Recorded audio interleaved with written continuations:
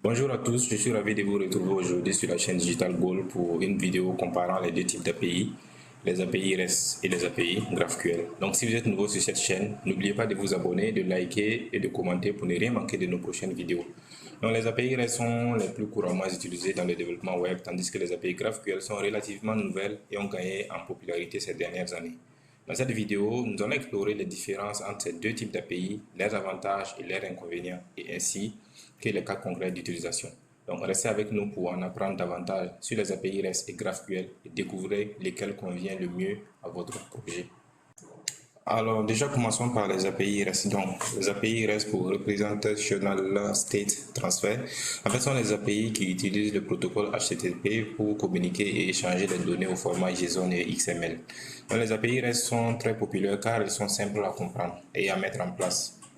Donc, les API REST sont en fait basées sur les verbes HTTP tels que le get, le post, le put et le delete pour effectuer les opérations create les plus courantes, à savoir le create, le read, le update ainsi que le delete pour les ressources.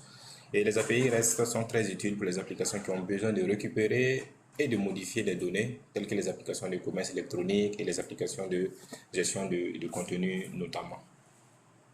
Bien, il est temps de passer aux API GraphQL. Donc, les API GraphQL sont en fait une alternative aux API REST. Donc, contrairement aux API REST, les API GraphQL permettent aux clients de définir des données qu'ils souhaitent recevoir. Donc, pour plus de précision. En fait, les clients peuvent spécifier les champs qu'ils souhaitent récupérer, ainsi que les relations entre les différentes ressources. Dans les API GraphQL utilisent également le protocole HTTP pour communiquer, mais elles ont leur propre langage de requête. Donc, les API GraphQL sont très flexibles et permettent aux développeurs de récupérer des données dont ils ont besoin de manière efficace. Elles sont particulièrement utiles pour les applications qui ont des besoins complexes en matière de données, telles que les API et les applications plutôt de visualisation de données ou les applications de recommandation, par exemple. Passons à la comparaison concrète des API REST et GraphQL. Donc, les API REST sont basées tantôt, comme on l'a vu, sur les verbes HTTP tels que le get, le post, le put, le delete pour effectuer des opérations CRUD basiques, à savoir le CRUD, le read, le update ainsi que le delete sur les ressources. Tandis que les API GraphQL utilisent une seule route pour toutes les opérations. Donc, les API REST sont optimisées pour les opérations CRUD simples, tandis que les API GraphQL sont optimisées pour les opérations complexes et les requêtes avec des données impliquées. Les API REST sont très faciles à comprendre et à utiliser pour les débutants, tandis que les API GraphQL ont une courbe d'apprentissage assez raide en raison de leur syntaxe assez complexe.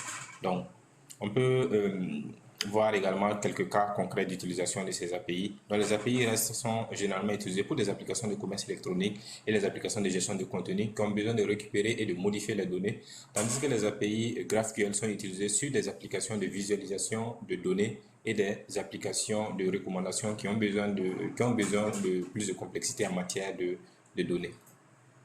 Passons à un exemple de code API, d'une API GraphQL. Donc, supposons que nous avions une application de gestion de produits, par exemple, et que nous voulions créer une API GraphQL pour récupérer des informations sur les produits.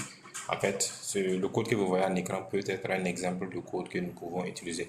Donc, dans ce code, nous avons défini un type product qui représente un produit dans notre application avec les champs tels que l'ID, le name, ainsi que la description, le price et l'image. Nous avons également défini une requête product qui renvoie la liste de tous les produits, ainsi qu'une requête product qui renvoie le produit spécifique en fonction de son ID. Donc, voici à quoi ressemblerait un code de résolveur pour les requêtes, par exemple.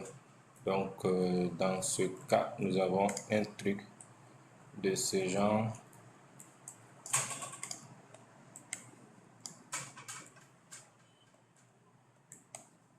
Un truc de ce genre. Donc, dans l'exemple que vous voyez à l'écran, nous avons créé un tableau de produits fictifs pour l'exemple, puis défini un objet résolveur qui contient en fait une fonction de résolution de chacune de nos requêtes. La fonction de résolution pour product envoie simplement notre tableau de produits, tandis que la fonction de résolution pour product utilise la méthode find pour trouver le produit correspondant à l'ID donné. Donc, en fait, nous exportons l'objet resolver pour qu'il puisse être utilisé dans notre serveur GraphQL.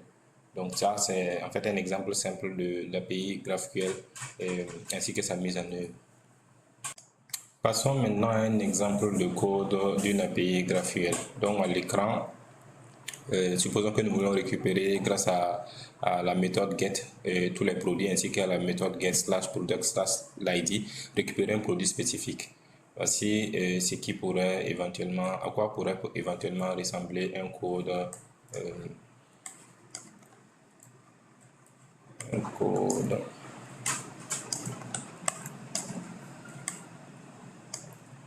d'une API REST. Donc, déjà, nous avons créé un tableau de produits fictifs pour l'exemple, puis défini deux endpoints, à savoir les app.get, et qui correspond en fait à deux requêtes de l'API RESTful. Et ensuite, on a défini également un endpoint pour le get slash product pour la partie product, qui renvoie simplement nos tableaux de produits, tandis que l'endpoint pour le product slash l'ID utilise la méthode find pour trouver en fait un produit correspondant à l'ID donné. Donc, si le produit est trouvé, il est renvoyé sous forme de réponse JSON, sinon une réponse avec le statut 404 et un message d'erreur est envoyé. Donc, enfin, nous avons lancé notre application en écoutant les connexions sur le port 3000, comme vous le voyez à l'écran là présentement, le port 3000. Sur le port 3000. Donc ça c'est en fait ceci est un exemple mais il donne une idée de la façon dont une API RESTful, une API REST ou une API RESTful peut être mise en place. Il existe bien sûr de nombreuses façons de structurer une API RESTful et d'écrire des endpoints. Donc les endpoints ce sont les différentes méthodes get, put et compagnie que nous avons utilisées en fonction de nos besoins spécifiques de notre application.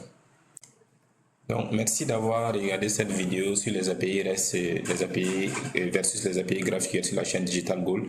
J'espère que vous avez trouvé une comparaison utile et informative sur ces différents types d'API. Si vous avez des questions ou des commentaires, n'hésitez pas à les laisser dans la section commentaires ci-dessous. N'oubliez pas de vous abonner à notre chaîne pour ne rien manquer de nos prochaines vidéos sur le développement web, les technologies émergentes et bien encore.